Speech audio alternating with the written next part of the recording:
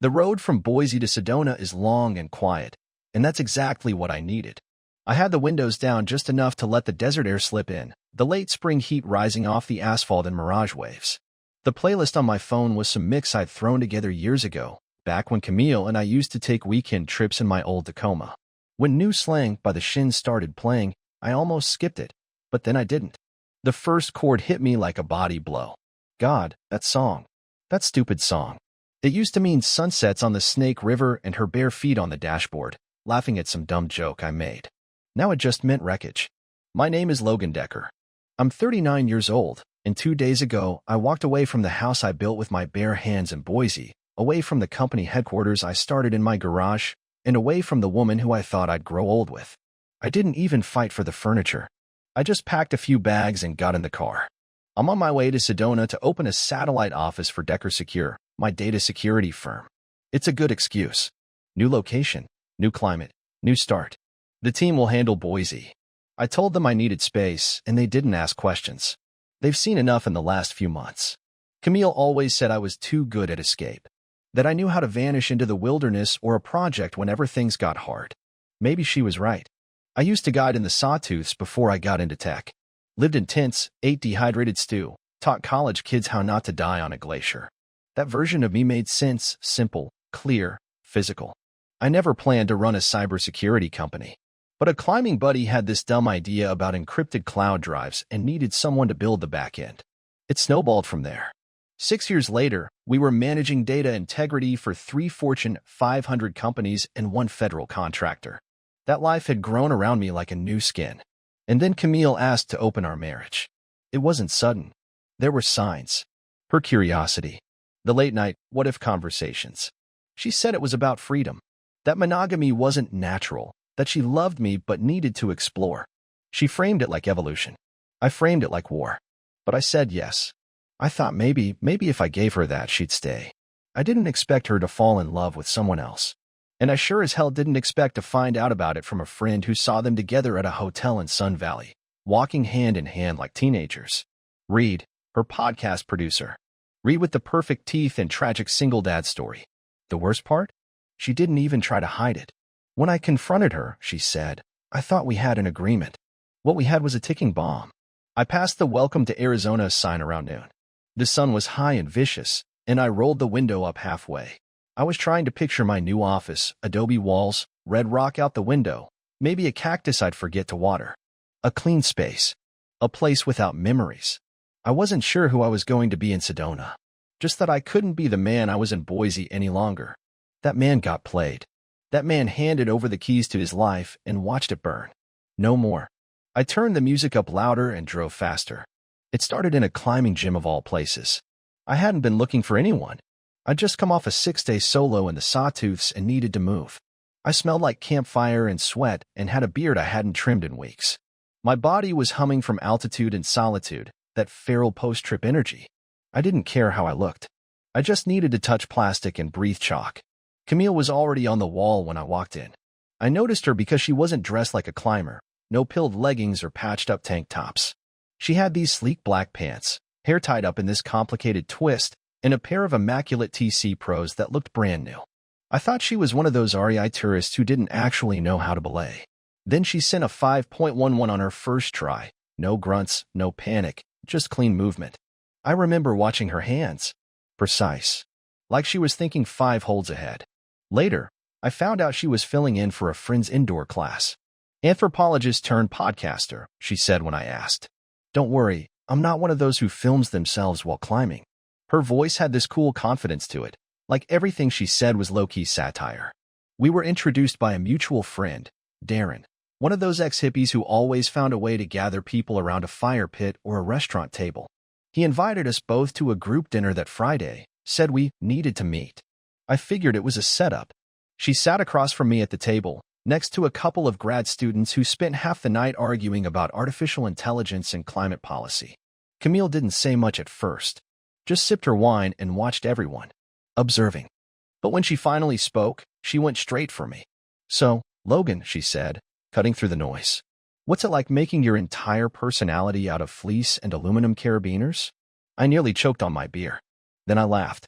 I don't know, I said. What's it like branding yourself as a science rebel because you have a microphone and a graduate degree? She smiled, not offended, but impressed. Touché. After that, we didn't stop talking. Everyone else faded into background noise. We swapped stories about strange backcountry trips and even stranger podcast guests. She told me about an episode she'd recorded with a guy who claimed ancient civilizations were guided by aliens. I told her about the time I had to airlift a client out after he broke his leg trying to impress a girl. You're serious, she said, laughing into her drink. I'm dead serious. Guy was 35 and tried to dyno a move he'd never practiced. Took a 10-foot fall and landed straight on a rock. That's so masculine it hurts, she said. She teased me about my gear obsession, the way I talked about tints like they were fine art. I joked about her curated Instagram feed, all soft lighting and thought leader quotes. It's branding, she said, mock defensive. People like feeling like they're listening to someone smart. You were smart. She blinked, not expecting that. The next weekend, we went hiking, just the two of us. A 10-mile loop outside Stanley, late fall colors starting to pop. She didn't talk much on the trail. Just kept up easily, pausing every so often to look at tree bark or note a bird call. At the summit, we sat in silence for a long time, watching the clouds move over the valley. Then she said, almost like it hurt to admit it, I used to think I knew what I wanted. Career, independence, adventure. Now I'm not so sure. I looked over at her, unsure how to respond. So I didn't say anything. I just listened. That was the first time I really saw her, not the podcast version, not the witty dinner guest, but the person underneath all that.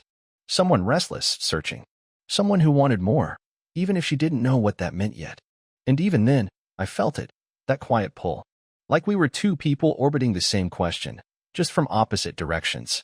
God help me, I leaned into it. For a while, it felt like we were invincible. Weekends became road trips. Weeknights became climbing gym meetups, late dinners, and loud debates about the future of science, capitalism, or whatever podcast guest had pissed Camille off that week. She challenged me. She didn't care about my business credentials or how many contracts I was juggling. She wanted to know what I believed, what I feared, why I still needed to sleep outside at least twice a month just to feel human. She said I was intense in a quiet way. I wasn't sure what that meant, but I liked how she said it. We started camping together, real camping, not the glamping kind. Tents, freeze-dried meals, no reception. Camille loved it more than I expected. She'd stay up late by the fire, asking questions that got under my skin in the best way. About my parents. About my grandfather, who taught me to shoot and fish but never once said, I'm proud of you. About why I liked silence so much. I asked her about her childhood, about her father who left and her mother who worked double shifts at the hospital and still came home with grace. She talked about growing up in a house where intelligence was currency and vulnerability was a liability. So now I collect both, she said one night, lying in the tent with her head on my chest. By month 6, we were spending almost every night together. She kept a drawer at my place. I cleared a shelf in my fridge for her oat milk and weird vitamin drinks. We felt like a team, like two people who didn't need to fix each other, just witness. That's not to say it was easy. Camille had a way of lighting up in public. People loved her. She was charismatic, flirty, magnetic in a way that made strangers lean in without realizing it. It was like she moved through the world with invisible spotlight operators following her every step. At first, I admired it, but sometimes it got under my skin. At a brewery in McCall, I watched her charm a bartender for a solid 10 minutes while I sat alone with 2 IPAs and a plate of wings getting cold. When she came back, she didn't notice the look on my face. Relax, she said when I finally brought it up. It's not like I asked for his number. I know, I said, but sometimes it feels like you need everyone to want you. She rolled her eyes. You're overthinking. Maybe I was. But the feeling stuck. Still, I was all in. A few months after that, she moved into my house. My space turned into our space, a home filled with books, plants I didn't know how to care for, and spontaneous dinner parties with her podcast circle. I liked coming home to her voice bouncing off the walls, even if she rearranged the kitchen every other week. I proposed just after our 1-year mark. We were in Bend, Oregon, hiking along a ridge trail. She was wearing that green windbreaker she loved, hair in a messy knot, cheeks pink from the wind. I didn't make a speech. I just stopped walking, reached into my jacket, and handed her the ring. Her eyes got wide. She didn't cry. She just smiled like I'd given her the secret to the universe. Logan Decker, she said. You really are the last of the earnest men. I took that as a yes. Back in Boise, when we told my family, my grandfather pulled me aside. He still wore the same ranch hat he'd worn since I was a kid, stiff-backed and sharp-eyed. "She's a firecracker," he said, watching her talk to my younger brother in the kitchen. "Some fires burn too hot. They light up the night, but they don't last till morning." I laughed it off, said something about how not every fire is supposed to last forever. But later that night, lying next to Camille in the dark, I replayed his words. And I didn't sleep. By the third year, the edges started to fray. It wasn't dramatic. No slammed doors or screaming matches. Just the quiet erosion of something we'd both once held with both hands.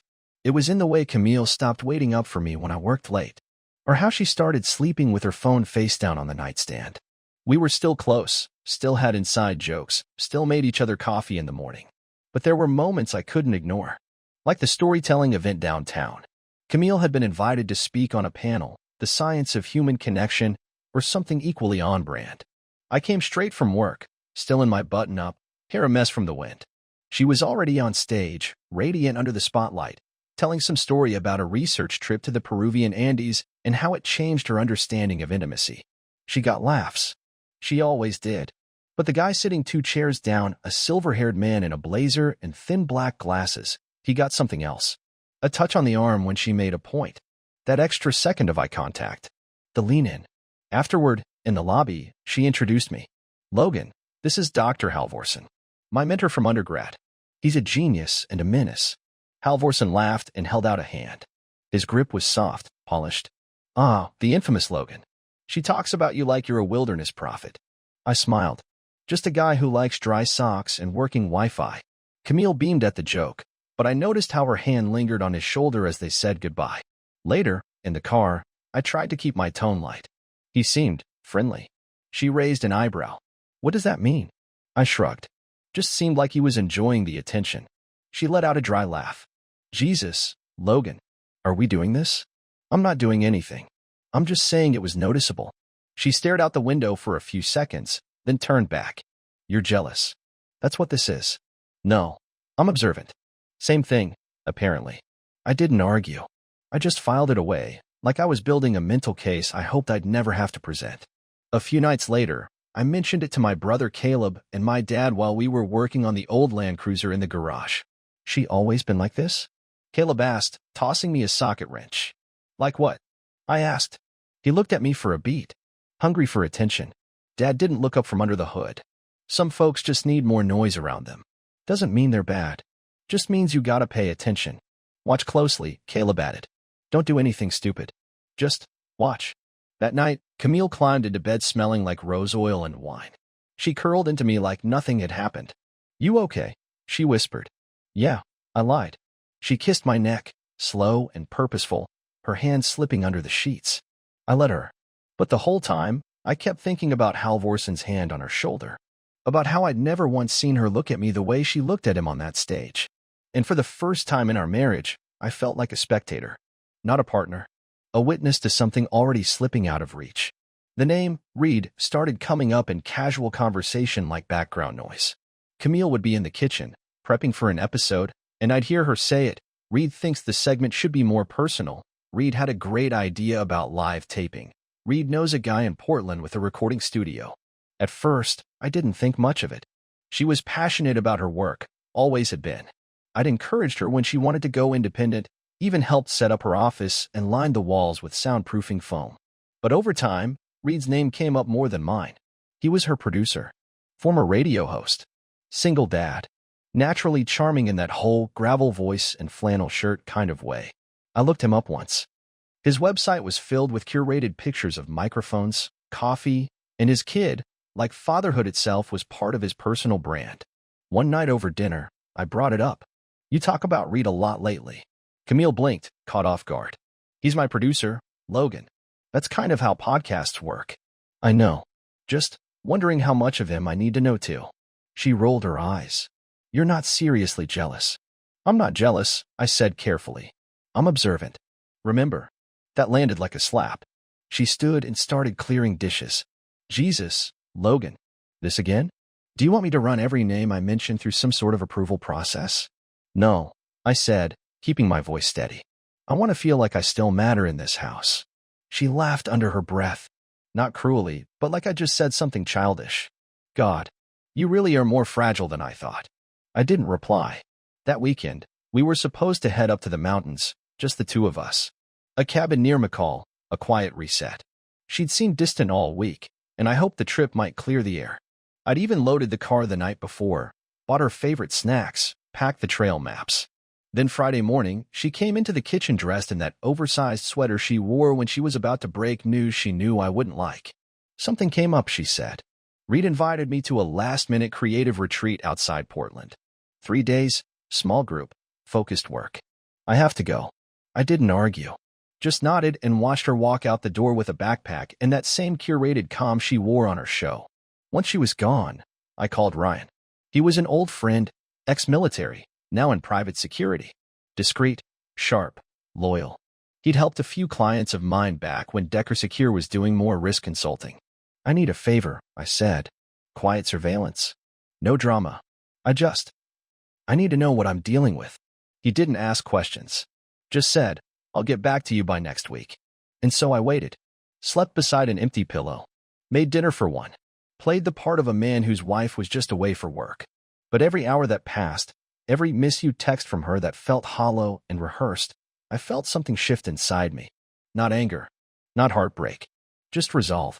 I'd spent 3 years building a life with Camille. Now I was preparing to defend it. Ryan called me on a Wednesday morning, just before 8. His voice was calm, but clipped. Got what you need, he said. I sat down at the kitchen table, the same one where Camille and I used to drink Sunday coffee and argue about which route to take through the Sawtooths. Tell me, I said. It was everything I feared and more. 3 nights at a boutique hotel outside Portland. 2 reservations. 1 room. Photos of them walking in together, Reed's hand at the small of her back. Video footage from a hallway camera, him unlocking the door while she leaned into his shoulder, laughing. Texts too.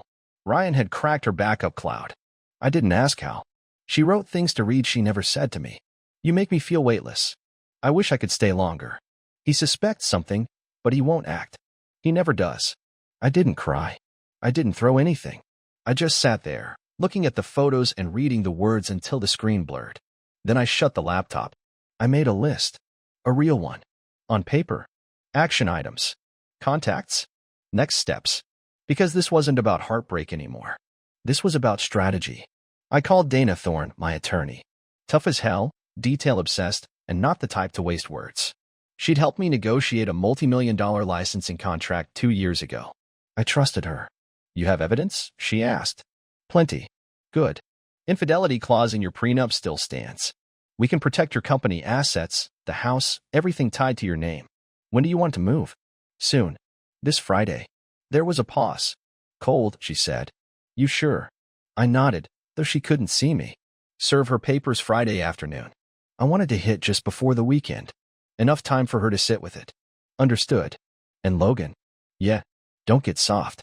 I won't. The next 2 days passed in silence.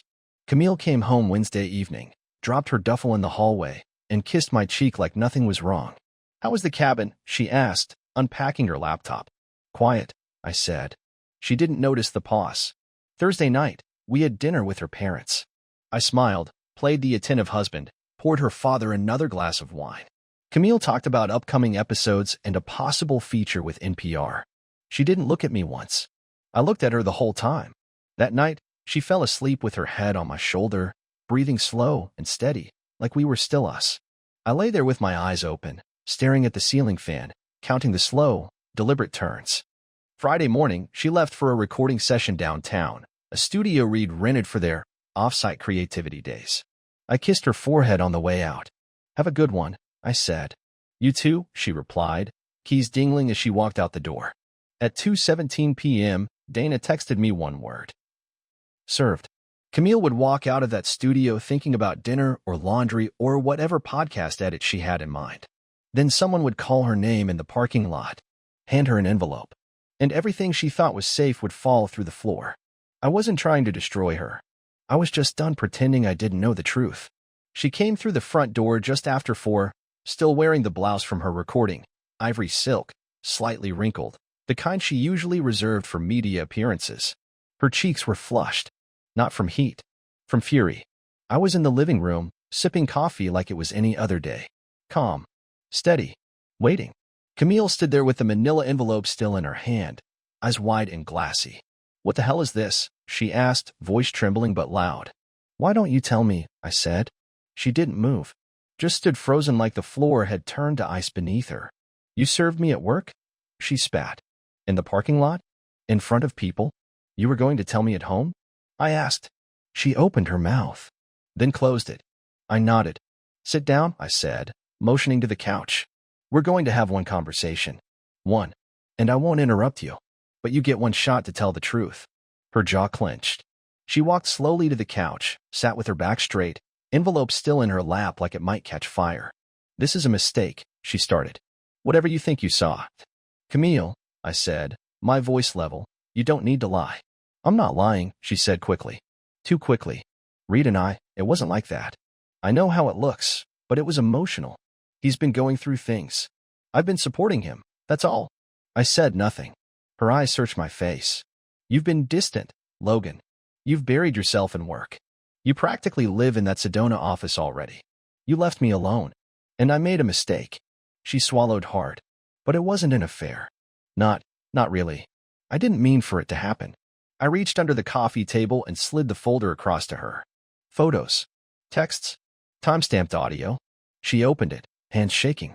She scanned the first page. Then the next. Her expression cracked, just slightly. The kind of break that happens when someone realizes they are not just caught, but studied. She started. "You said I never act," I said softly. "That I just watch. That I'd never leave. Never stand up for myself." She looked up sharply. "You read our texts?" "I read everything." She sat back, stunned. "You went through my life?" I laughed, but there was no humor in it. "You handed me the matches and doused the floor in gasoline. I just documented the fire." Silence.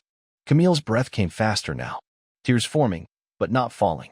"I didn't want to hurt you." "Then why did you?" "I don't know," she whispered. I stood, walked to the window, looked out over the yard where we once planted herbs she never watered. "You're not evil, Camille," I said, turning back to her. "You're just small." That word hit her like a slap. "You want freedom? You've got it. You want to explain to your friends and family why you got served at work? Be my guest. You want to chase Reed into whatever fantasy he sold you? Do it." I stepped closer. "But you don't get to rewrite this story. You don't get to make me the villain because you're afraid of your own reflection." She wiped her face, but her hands were unsteady now. I took a breath. "We had something good. Maybe even great.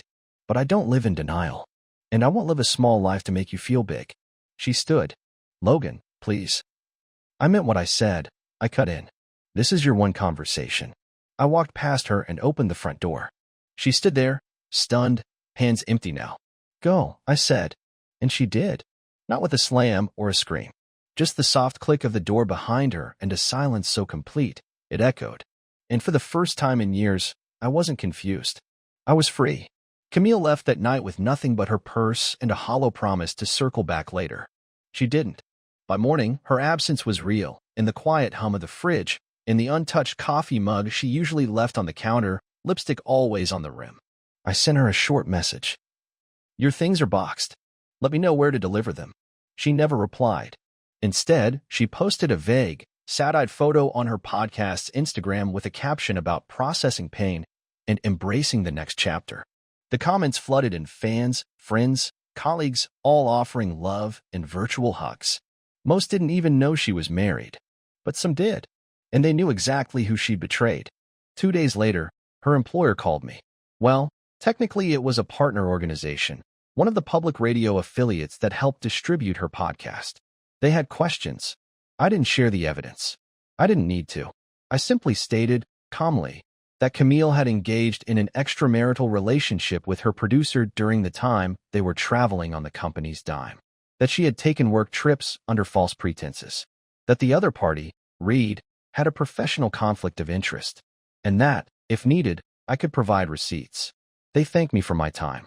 By the end of the week, Reed was suspended pending internal review. Camille was placed on a temporary hiatus from her show, an indefinite one. Her carefully crafted world, polished, progressive, powerful, began to unravel thread by thread. Mutual friends stopped reaching out. A few unfollowed me quietly, but more than a few messaged privately. I had no idea. You didn't deserve that. Good on you for staying quiet. I wasn't interested in vindication. I was interested in peace. Camille, though, wasn't done. She sent 3 texts in a single night. Logan, I made a mistake. I see that now. I never wanted to lose you. Please, just let me explain everything in person. I didn't respond. The next day, she emailed. I know I messed up. I know what I did was selfish. But you don't have to punish me forever. We were real, weren't we? I still believe we were real. She was right about one thing. We were real. Until she wasn't. I passed the emails to Dana, my attorney. She added them to the divorce file. We submitted the final motion under the infidelity clause. The judge approved expedited division. The business stayed protected. The house stayed with me. My estate was clean, secure. Camille had hoped for a quiet, graceful exit. She got consequences instead. By week 3, her parents reached out. A polite voicemail from her mother, the same woman who once toasted our engagement in her garden with homemade sangria. I don't know what happened between you two, but I hope you're okay. Camille's going through a lot. I deleted the message. Camille had chosen the fire. Now she could sit in the ash. The moving truck came just after dawn. I didn't have much. A few boxes of clothes, some gear, my grandfather's hand-me-down fly rod. Most of what I left in Boise I never wanted back. Not the memory-stained sofa, not the wall prints Camille picked out during that mid-century phase, and definitely not the life I was trying so hard to escape. Sedona welcomed me like a clean breath. My new place was a modest adobe house tucked just outside town. Red clay walls, shaded porch, 2 steps from the trailheads. You could smell the dust in the air before the rain, and at night, the coyotes sang in the distance like the earth itself was remembering something. I worked. A lot.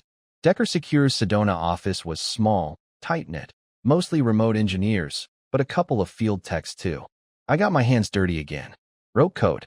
Took meetings with startups who cared more about data than drama. Nobody asked about my divorce. Nobody cared about Reed. It was exactly what I needed. I hiked almost every day, woke before the sun, strapped on my trail shoes, and disappeared into the rust-colored canyon walls. The silence out there was different from Boise, heavier, older. It didn't ask questions.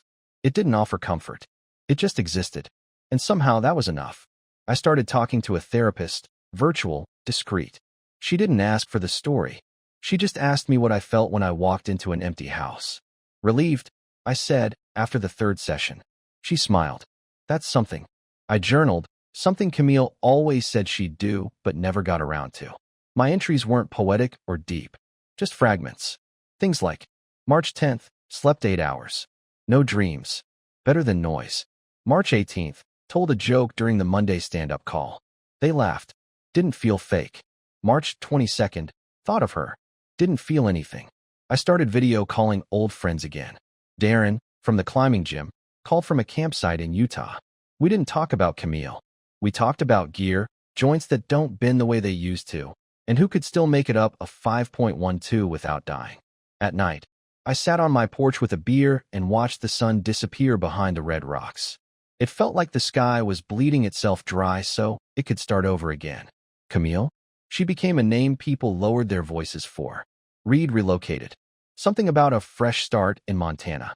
His podcast work dried up. Nobody wanted scandal heat, not in that industry. He got divorced too, from what I heard. Custody got messy. The story spread quietly, like wildfire under the surface. People noticed, but I didn't revel in it. I didn't want revenge. I wanted room, and I finally had it. One night, I looked at the stars, really looked, like I hadn't done in years. And I thought, she's not the person who hurt me. She's just the person I used to love. And I let her go, finally, without grief.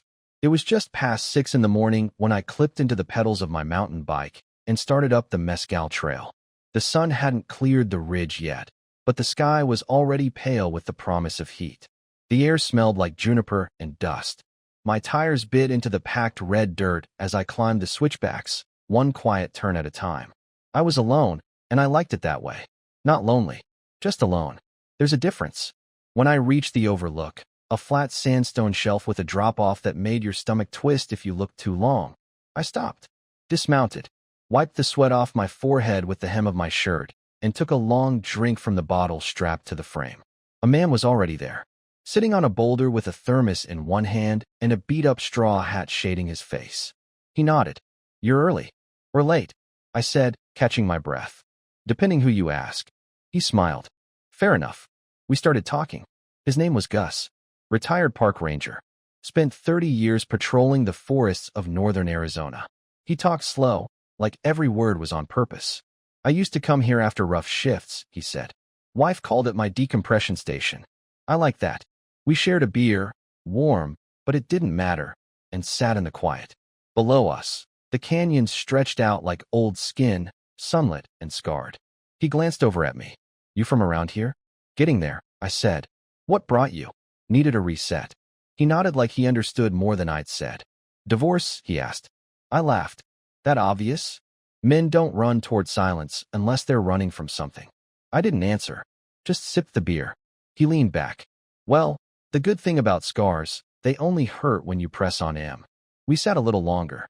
Then he left, just like that. Later that afternoon, my phone buzzed with a number I didn't recognize. I almost ignored it, but something told me to pick up. "Logan Decker? Speaking. This is Rachel Klein. You did some consulting work for my nonprofit cybersecurity a few years back. We're launching a new project, Wilderness Therapy for Veterans. We need someone with your background. Tech, but also field smart." I didn't say yes right away, but I didn't say no. We talked for 20 minutes. I hung up and stared out the window. The light in Sedona at sunset is a strange, beautiful thing. It makes even broken places glow.